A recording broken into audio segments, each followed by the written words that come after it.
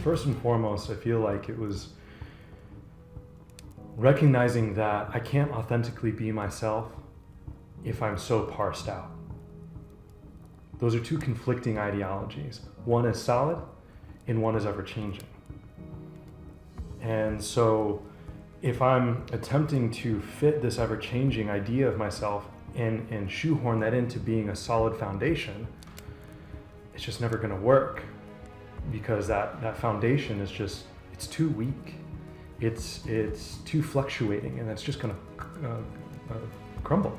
And that's really what happened to me. So it wasn't until I kind of flipped it on the other side and really focused on building that strong foundation. What is one self? What is Austin? Who is Austin? What represents Austin in that sense? And how do I get to know myself? Because I'm not creating me, I already am me. That was a crazy one to kind of, for a while, that just went straight over my head. It just, why am I so busy creating when I already am who I am? Can you share a little bit about what that means? Because I do feel like for a lot of us, that's like, okay, that's great philosophically. And if I was in some retreat somewhere, that just sounds like some great stuff to hear. But in everyday life, what the heck does it mean to not create me, that I am me? Right. So give us some practical, what the heck does that mean?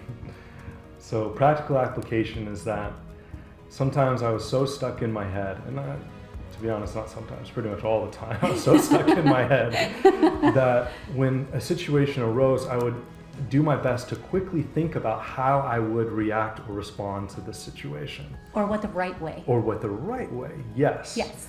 How have I been taught? If I do this, how will it show to other people? How will I be represented to those other people? And am I representing my family well? Am I representing, all that I aspire to be well? Is this quote unquote on brand? Yes. And so, we talk about a quick way to get lost, because you're so stuck up here that you completely lose the heart, you lose the compassion, you lose the very essence of who you are, because you're so busy thinking about who you should be that you're not allowing yourself to just be. And that gets back to our consistent talk about that we're not human doings, we're human beings. And oftentimes our best response is the one that we're not thinking about it, we're just being ourselves.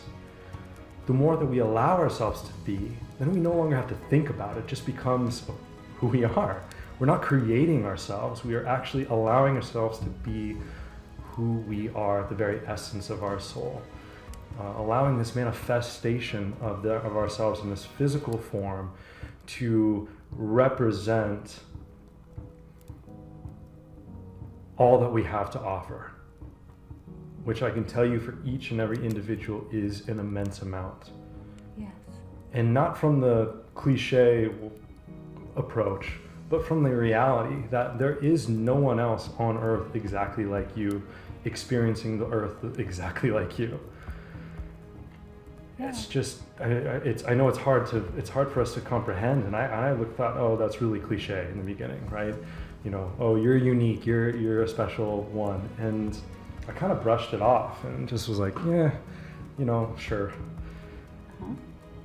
But when you really take the time to sit with it, and you start to value yourself from that perspective, not from ego, but from actually valuing the self that you're recognizing who you actually are, man, does that open up the door for you to start to recognize and see others for who they are in that same light. Yes.